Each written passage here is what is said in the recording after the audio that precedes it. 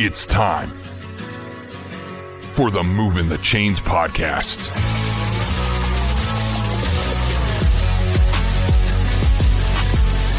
Your home for high school football coverage in the Palmetto State. Every team, every game, every week.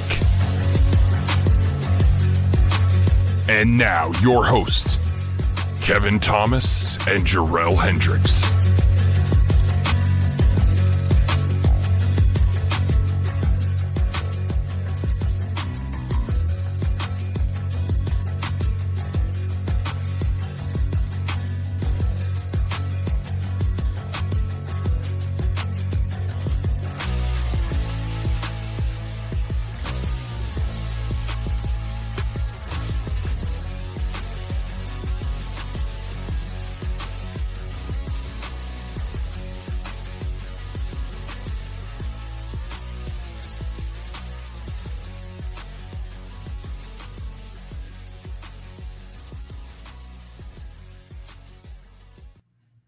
Welcome in to Moving the Chains, brought to you by Founders Federal Credit Union. I'm Kevin Thomas alongside Jerel Hendricks. We've got a great interview today, a very special guest, the new head coach of the Fort Dorchester Patriots, Shaun Lorenzano. Coach, how you doing today? Man, I'm doing outstanding. How are you guys doing? Doing well, and we appreciate your time. We really do. If this is you guys' first time tuning in, be sure to follow us on Facebook, Twitter /X, Instagram, YouTube, and more at Movin' Chains. Website, movinchains.com, our podcast on Apple, Spotify, Google, and more. Coach Lorenzano was hired in December. He's been the head coach at Lake Howell High School in Florida previous to this. And before that, he was also the head coach at Cypress Creek down in Florida. Coach, let's start there. How's that transition been, getting down from the Sunshine State up here to the Palmetto State, kind of going back and forth? What's that kind of been like getting settled in there at Fort D? Man, it's been like a whirlwind tornado, I'll tell you right now. But it's been fun, man. It's exciting. Sometimes, I've been a head coach for about 10 years, and you kind of get in the mode where you're on cruise control. You got guys doing this, guys doing that, and now, man, it's all starting again, and it's the tornado, and it's a lot of fun, man. It wakes you up, it gets you excited, keeps you young. So I'm loving it. I'm loving the transition so far. Coach, we got to get the resume questions out of the way. We need your background, if you don't mind. You've mentioned being a head coach for 10 years. Tell us how you got to this point here at Fort D, and a little bit about your coaching career. Okay. I as a player, I played at Hastings College, a little NAI school in Nebraska, and I had a coach that, man, he's passed away since then, Bill O'Boyle, awesome dude, and I graduated with like a communications degree, and I was like DJing, and he called me on the road one day. I was like in LA or something DJing, and he called me. He's like, man, you need to be coaching. I got an opportunity for you. Go to Southern Miss. And there's a job opening there. I'll give you a good recommendation. I know a couple, and I did. So I got a GA job at Southern Miss. And I wasn't thinking about coaching, just kind of fell into it. You know what I mean? And Jeff Bauer was the head coach, and I was the lowest guy in the totem pole, doing a lot of video breakdown stuff and everything. And it was a lot of fun, man. I really learned a lot of football. It's like boot camp, Marine Corps for football, sleeping in the office every day. And then from there, I got opportunity to go to Louisiana Tech University on staff for Jack Bicknell as the lowest guy. My title was video coordinator, but we did a lot of more stuff then. Back then, there was no quality control guys, or they had a couple GAs, but so I got the opportunity to go up there and be on staff there. I loved it. I had a great time. Learned a lot of football. My wife's a head basketball coach as well in high school, so. She was just starting out. I met her at Southern Miss. She played at Southern Miss, and she ends up coaching high school basketball in Ruston. And it was just a lot of it. We were busy. One of us had to give in. You know what I mean? And I decided. I said, I'll take a step back for a little bit. And we came back down to Florida, and I coached high school football. Kind of started at my alma mater, Lyman High School, as an assistant coach in DC. I think it was there for probably like 7 years, something like that. And then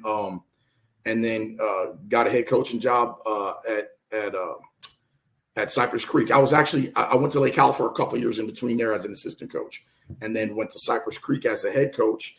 Probably one of the worst programs you could probably take over in Orlando in Central Florida, maybe in Florida, period. I think they were dead last in the Max Preps rankings in 8A football when I took over. And a lot of people are like, hey, man, that's a big challenge. Do you really want that job? And I've always been attracted to challenges, man. I grew up real poor. I've had the odds against me my whole life. I got to play college football. I'm 5'10". I would go play with 6'3" dudes. And I just said, you know what?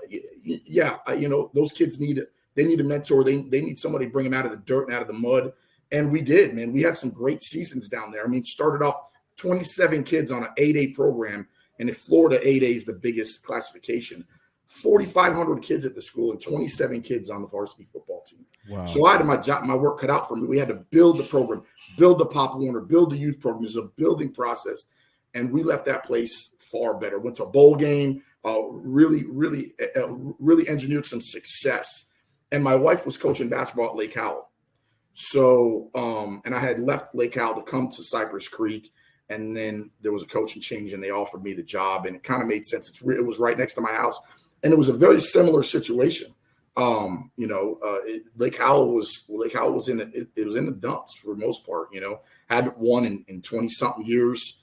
Had a bunch of 5-5 records and things like that, but just had and Lake Howell has a story. It's a storied program. They had some really, if you've done your research, one of the highest number of NFL guys at a Seminole County Central Florida have come from Lake Howell High School. Brandon Marshall, Kawika Mitchell, Super Bowl champion, as recent as Christian Jones that played in the league. So and there's a lot more. There's a bunch more. Cam Hopkins. So Coach Mike Bisceglia was the coach during the 90s when they were like a legendary program, and they wanted to bring it back to something like that. And that was my, so that was one of my first calls to Coach Bisceglia and said, hey, man, he's an older man. I said, I want you on the sideline hanging out. I want you a part of the program.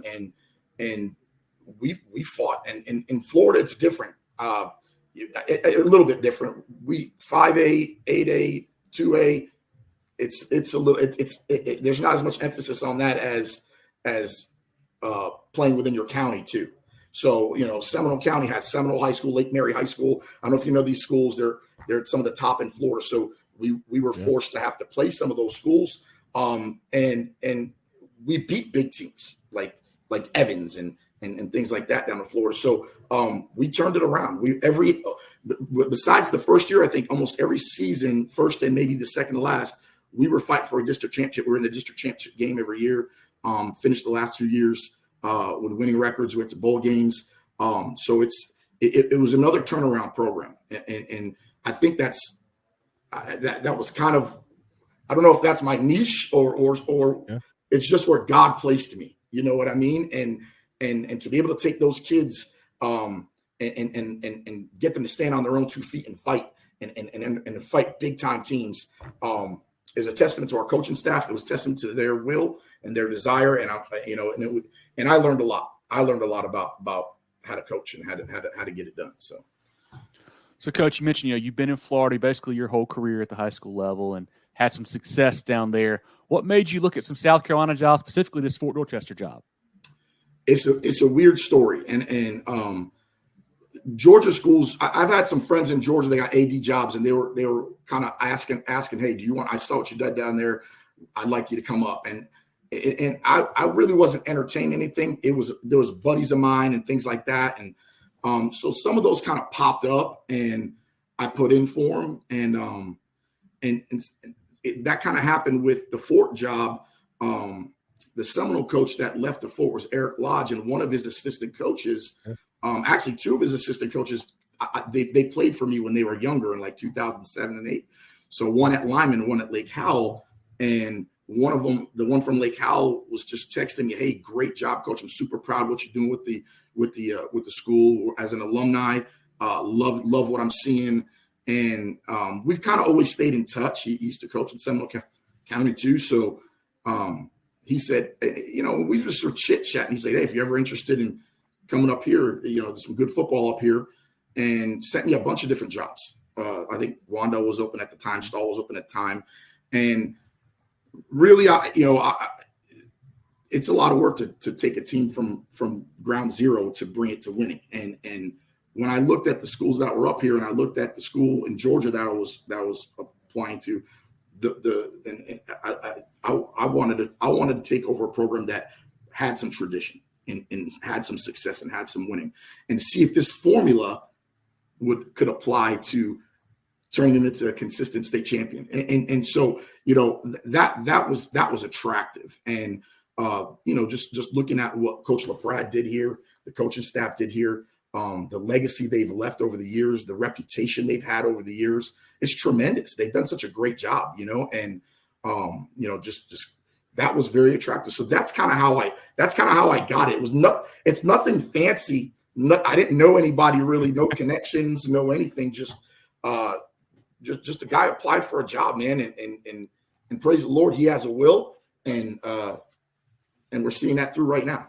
So, hey, Coach, you talked about Coach Lodge. We had him on last year, which was really awesome to catch up with him. So that's a cool story, a great connection there. We weren't familiar with that, and we see a lot of coaches from out of state coming to the Palmetto State. We don't really have the national recognition, but there is great football here, so that's awesome to hear. Absolutely. But moving on to my next question, Coach, how is that staff shaping up? You've been in place for a little bit, now. Do you have it fully complete? And what's it like? Is it a mixture of some older people that were on staff? Did you bring a lot of new people with you? How is it looking for the next year? So that's, when anytime you take over a job, there's that uncertainty, right? So coaches, they don't know. Are they going to be accepted by you? Are they going to be offered jobs? So my first thing I did was I got up here within the first couple of days, and I started meeting with guys. I had a big staff meeting, potential staff meeting, and told them, I want to interview everybody. I want to talk to everybody. And I did over those first few weeks. It was just a very busy Christmas time, just interviewing guys, talking with guys, doing face-to-face stuff, coming up here and doing stuff online. And so the way the staff shaped up, we kept almost everybody so far. Moved some guys around that I thought were stronger in other areas, and moved some guys at other positions, maybe on the B teams and freshmen that I thought would help us there. Promoted some guys to different positions, but the staff pretty much stayed intact. I mean, Bobby Floyd, our defensive coordinator, is a mainstay here. He's done such a great job with the defense and our strength and conditioning, and his office is right next to mine right now. And we're gelling. We're kind of cut from the same cloth. We think along the lines of the same philosophies, and it was just a really good fit. You know what I mean? And so he's running the defense, and the position coaches have pretty much stayed intact. So I'm bringing up a couple guys from Florida. And it's going to take time because these guys got to sell houses, they got to do things. But initially, the running backs coach is coming up with Darian Walker. He was my OC for about 3 years. Played for me back in like 2007, it's fun to have guys come back and that played for you and then coach for you and then excel at coaching for you and really step into their own. So he's coming up and we got him a job up here teaching, and so it's moving and I'm excited about it, and I'm excited about where we're headed. Coach, being from out of state, obviously a lot of our viewers probably aren't very familiar with what you like to do scheme and style wise. So if you don't mind kind of giving us a breakdown of what you like to do on both sides of the ball, and then also do you call plays for either side? So I have, and I've been a defensive coordinator, and I've been an odd front defensive coordinator, a lot based on necessity. To me, I really like to hone in on what the strengths of the individual team is and the individual players. So, and cater the scheme around that. Your philosophies don't have to change. If you want to preach violence and you want to preach aggression and pressure, that doesn't have to change. You can do that in any schematic. So yes, as a defensive coordinator, I love to bring calculated pressure. I started off in college football where I was the guy that had to break down all the film. So everything we're going to do is going to be very detail orientated. Risk will be taken based on calculated risks. But again, you can't play timid and sit back. You've got to play some hard-nosed defense. And Bobby preaches that. We have a very similar philosophy in that. Offensively, last couple of years at Lake Howell, I took over the offense. I didn't think we were getting the productivity we needed. We were winning games with defense. I called the defense up to there, hired a DC that I thought was that I thought was like-minded. And man, we opened it up and started chucking the ball, man, and running the spread. I'm 50-50 in what we want to do as far as pass run, but I want to get the ball into the hands of the playmakers. You can be a system guy and run single wing and just run single wing forever. I want to get the ball in the hands of the playmakers. So if they're going to give me hitch 10 times in a row, I'm going to take it 10 times in a row. Whether our bread and butter plays sweep or zone or power. So schematically, we're going to spread it out. We're going to misdirect the ball a good bit. And we're going to play some hard-nosed, tough football in the run game and look for us to air it out a good bit too, when it comes to some situations that maybe they wouldn't have done it last time. I can definitely tell you've been a head coach for a long time. You just made both sides of the ball happy, talking about preaching violence on defense and airing it out on offense. So that sounds like a lot of fun. Coach, where does that come from? You mentioned a brief time working in college, kind of cutting your teeth there, and then being a head coach on the high school level now for over a decade. Who are some coaches that you maybe model your style after and you've picked up from? Coaching's a big fraternity. Yeah. Who do you look up to maybe on the NFL level, the college level, or even the high school level? I'll tell you, I really model the philosophy I've had off of the college coaches from Hastings College, Ross Ells, Barney Cotton. Those, if you recognize those names, those guys from Hastings College, they went on to coach at Nebraska, Ohio. They went on to become big Division I coaches. We learned how to win, and I learned how a team comes together. So that's that mindset I have. I learned from them. Schematically, Bill Coggle was the coach at Lyman when I took over, and he was the head coach. He was fired and went to new principal came in, and then I went to Lake Howell and he went to Apopka High School. If you ever heard of Apopka High School, they're a perennial powerhouse, state champion. I think as an offensive coordinator there, he's won a couple state titles under his realm, and now he's still a coordinator now. I got a lot of offensive stuff from. I got a lot of stuff from him. How to stop option, and how he's really been the guy that's guided me my whole high school career on how to beat high school offenses and high school defenses. He's very good at. We ran the spread. Now he runs the single wing and integrates the spread. Rick Darlington, if you know that guy's name from Apopka, he integrated spread and single wing. So that's where I get kind of the stuff that we're going to be kind of doing. And those are the kind of guys I always looked up to. And they've been in charge of great programs.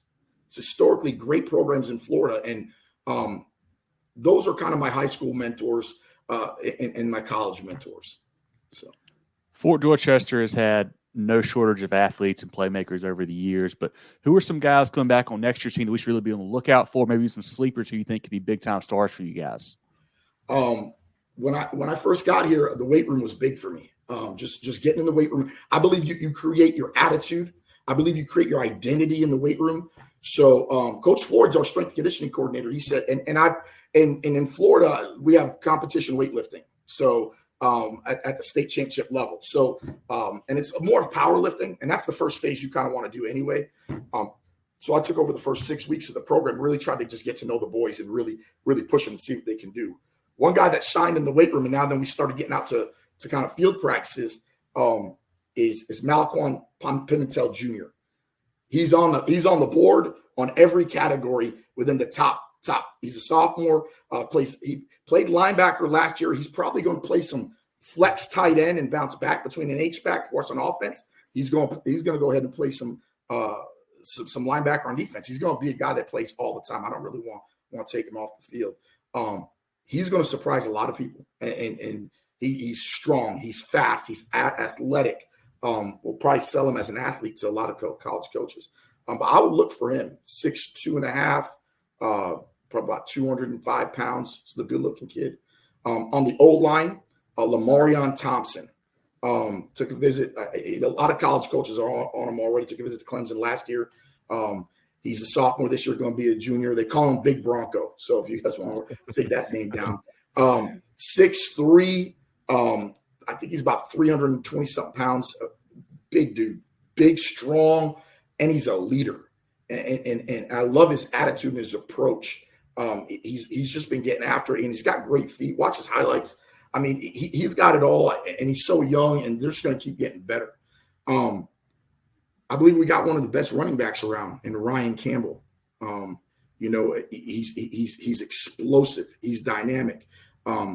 He's probably about 175 pounds, but he's not afraid to lower his shoulder and just get the extra couple of yards. A lot of times he doesn't need to because he's got some good juke too. So those guys are going to be tremendous. Jalen White on the defensive side of the ball is going to be a cornerback, could be a safety for us. He had a good year last year. He'll start. He comes from a good pedigree with his dad, former NFL player for the New England Patriots. But he's got a chance to be a really good defender. Also on the defensive side of the ball, we've got some linebackers in Jackson King. We're going to play him as one of our outside backers, and Savion Garrett, who transferred over from Stall before I got here. He's going to hit him in the mouth too. So I'm excited about these guys. Yeah. I could keep going. Hey, I can keep going. I love talking about my players, man. No, that's the big thing of what we like to do. We love talking about the players, so that's outstanding. And if you have a couple more names and you want to shout them out, I don't forget this guy. Just he was young, and I've got kind of two guys battling it out right now. But a guy that had an undefeated JV season, won the JV region, was Kevin Johnson. Just a sophomore coming up. He'll fight for starting quarterback jobs with Banks Wickersham, who's a baseball player. Probably going to get drafted at some point. But a tremendous baseball player, tremendous football player. Those two are battling out right now. And it's exciting to watch. And I can't say enough good stuff about their leadership either, because I come into a good situation with really good kids. And I just can't wait to get on the field and play some games. It's too long. August can't come soon enough, man. So tell me about it. Yeah. That's the cool thing too. You just mentioned it. Can't wait to get on the field. I know those guys are the same way. I know a lot of them probably played winter and playing spring sports now, but spring practice is here, in the next couple of weeks. What are you looking to accomplish, in your spring practices this coming up month or in the next few weeks? And, what do you hope to learn about your team, as you go into the off season? Right. So, our plan in the beginning of the off season, and especially in the weight room, was we wanted to build the man and build the character of the man. That's the first things first. And I don't care how many rings I can win as a football coach. If I don't have good husbands, good fathers, good leaders in the community, I haven't done my job. All I've done is collect something for myself that's going to collect dust. These men are going to go out and change the world. And that's what we do as football players, and that's what we do as men and leaders. So I that's been the emphasis on making strength gains and building character and developing character, really. And so moving into the spring, I want to put them in adverse situations where we can test some of those lessons learned. So practice is going to be tough. Practice is going to be long. Practice is going to be hard. I want to see who wants it more. I want to see who can handle adversity, who can overcome adversity. I want to be able to work on schematic and really evaluate each individual player to see if they fit that schematic and if we've got to make some adjustments. So it's a big evaluation process of attitude, effort, and ability. So, hopefully we'll get a lot installed, a lot evaluated, and then we can make the changes where we need to make for the summer and go into the season rocking and rolling, baby, ready to win the championship. So, Coach, after obviously spring practice, you kind of hit that 7-on-7 period. Are you a big fan of that stuff? Are you more of an 11-on-11 guy now that that's legal here in South Carolina, or what do you really prefer kind of for that summertime? You asked me that question 10 years ago, and I would tell you 7-on-7 is trash. I hate it. It's not football, right? I'll kind of give you my background on that. I started a 7-on-7 tournament company in Florida. Will Detter started what's called the hsfb Association. And he got permission from the FHSAA, which is the governing body, to have a third-party organization, like a camp, right? Start a league where you only can play with your high school. So this league is probably 200 members strong now. Each kid has to pay like a camp to join, but the stipulations and the rules state you have to be enrolled at the school. We checked rosters and max preps rosters before the tournaments. I facilitated the tournaments because I'm more of a hands-on guy. So we would host these big tournaments of like 30, 40 teams down in Florida, and we would do it every 2 weeks. And we tried to make it as similar to like a pylon tournament as possible. DJs, awards, trophies the size of a mountain, just so if that's what the kids want to have fun with, we're going to have fun. But now the coaches get kind of manipulated. Now the coaches get to work with their kids year round. Okay. Call their plays, at least install their coverages and passing schematics in certain situations. Right. And really kind of just build your team camaraderie and compete. Coaches bought into this. They loved it. I wanted to start it when I came up here. When I'm looking through the school league book, man, you can't do none of that stuff down here. Yeah. So I'm like, man, get with it. South Carolina, get with it. Let's go. We need to let our, I personally, I started to believe in it more the 7-on-7 season because I don't want my quarterback thrown with another receiver from another. That does me no good. I want him thrown with the receivers that he's going to throw to during the year. You know what I mean? Picking up timing, getting to know each other even more. Who's going to be your targets? Who's going to be the guys you really want to throw to? So there's a lot of value to 7-on-7.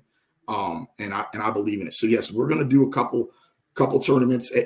As the longer I stay and the longer I'm the head coach here, we'll probably evolve into more and more and more. Just looking at it, there wasn't a ton of opportunities around. But we'll do some camps like CSU. We'll do the Low Country 7-on-7 tournament at Ashley Ridge. And I'm just trying to find some more that we can go to. I don't want to bring the kids. I would bring the kids to UCF and go to Florida and do stuff like that. It's 5 hours away. We can do something like that. But this year is probably going to be a little harder to get that going right now. Maybe in the future, we're going to play more and more. And maybe I'll host some here. I'll try to do that too. So yes. Yeah, I'm all in on 7-on-7, especially being a passing guy now. I like it. So, Coach, you offer a unique perspective, and I kind of want to tap into that for a little bit. What are some of those differences you've noticed in these short months, from what you've had in Florida and coming up here to South Carolina? It can be good or bad, just what have you noticed, like some of the biggest things, in this transition? So in Florida, there's a lot of schools in it's kind of like that here. One right down the block, like at least in Charleston, it kind of is, right? Yeah. So that'll kind of be a microcosm of what Florida is all over, right? But you've got these schools, Polk County schools. You've got Orange County schools like a Popka, a Seminole County school like a Sanford, which is Sanford's kind of out there, and it's got its own community, right? Popka's out there; it's got its own community. That's what this is like. So it's hard to explain. Football is a priority at an Apopka and a Seminole. Football is a priority at a Fort Dorchester and a Somerville. The community pours into it. The coaches believe in it. Everybody, you don't want for very much as a football. The resources are immense, and everyone takes it very seriously. Like they should. Yeah. That's spotty at places in Florida. It is. You'd have to go to like an Apopka. You'd have to go to a Lakeland. I'm giving you these names, right? We follow recruiting, so I know the names. And then when you get in the urban areas and where communities blend, it just kind of becomes this hodgepodge, and the resources aren't there, and it's not taken as serious. It's more like, hey, I'm gonna play football. It's gonna be a hobby, and you get your tremendous athletes. Don't get it twisted. There is some speed down there, boy, and there's some size and talent. But again, I love the priority and the emphasis put on football around here. It's taken very seriously. The players take it very seriously. At least at Fort we do. I know that for sure. I don't have to chase kids around to get in the weight room. I don't have to chase kids around to do reps. There's always one straggler here and there. These kids are getting after it. It's internal. It's intrinsic.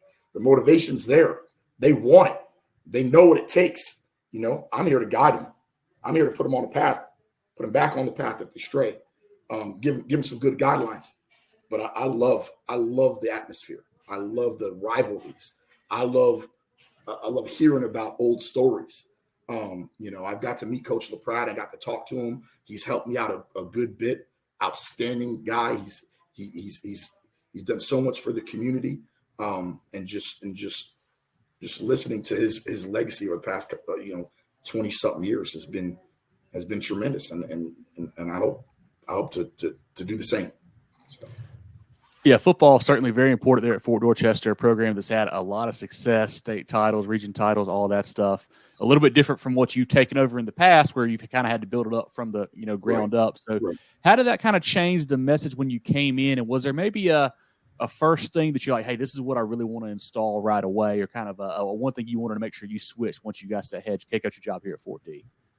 I've got to put my stamp on it too. I got to put my identity on it too.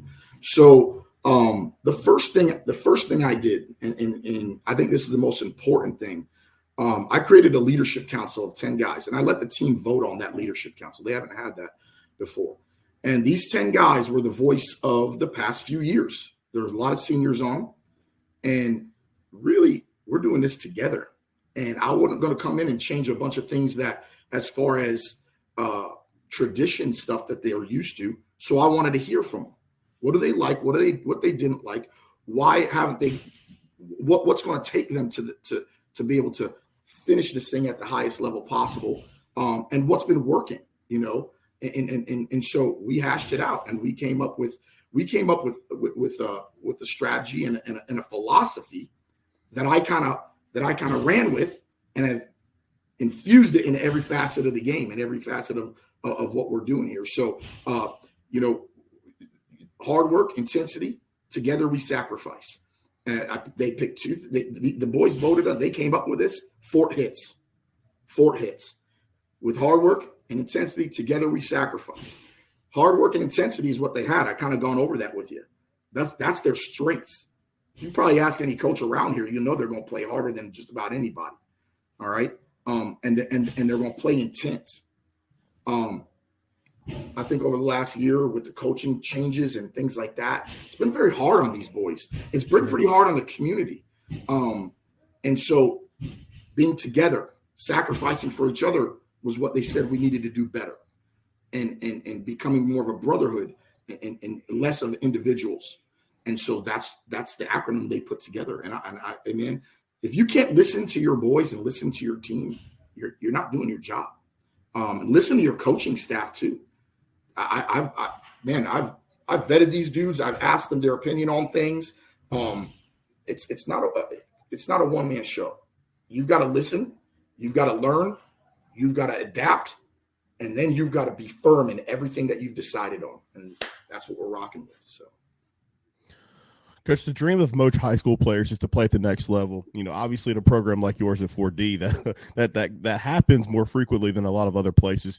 You're coming into a situation from Florida where you see a lot more involvement with recruiting. It's bigger there, and we're trying to get there in the state of South Carolina. How have you been able so far to leverage your relationships, with recruiters down in that area or people you've interacted with previously to kind of help these guys out?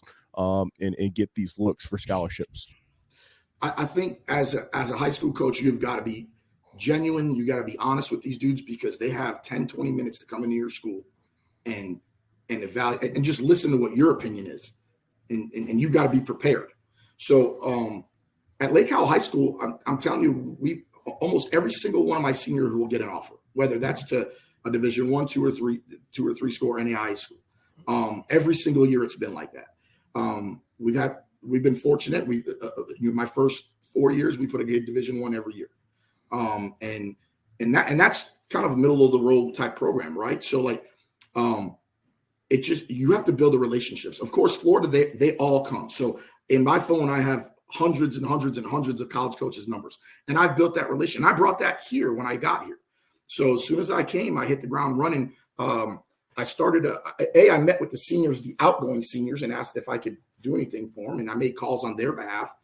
Some Florida coaches offered the guys that were here. I think the coaching staff that was here already did a good job of getting their name out there and everything. It's just a matter of who you know and how you can get them, how you can get their film out there. And so we were able to get a bunch of guys offers, whether they took them or not. That's their decision, and whether it was right for their family. And then, but what I did was you guys got to use social media. You got to leverage that stuff. I got to be in constant communication with these college coaches, whether it's, hey, what's up, man? I got a kid. Hey, what's up, man? Watch this catch. This was today in practice. It doesn't have to be so formal, if you know what I mean. I know we got to send out a sheet, and I mean, you can just build relationships with guys. It's about relationship building. I started a combine series when I got in here. I call it the Prospect Combine Series, and I videotaped them doing 40s and shuttle runs. And I start doing if you check our social media, fortdfootball.com on Facebook, fortdfootball.com on Twitter, you'll see some of these videos I put out. So I'm a very passionate guy. I liked WWE wrestling when I grew up. So every video I make is kind of like Macho Man Savage type style. I love it. It's fun. I think kids relate to it. And we'll do those kind of combine series where I'll interview them and ask about what their plans are for college, what they want to major in, what they love about the sport, and then show some combine videos, maybe a minute, and then throw that thing on social media, man, and throw that thing to the college coaches. Let them see the kid standing next to me. I say, I'm 5'10".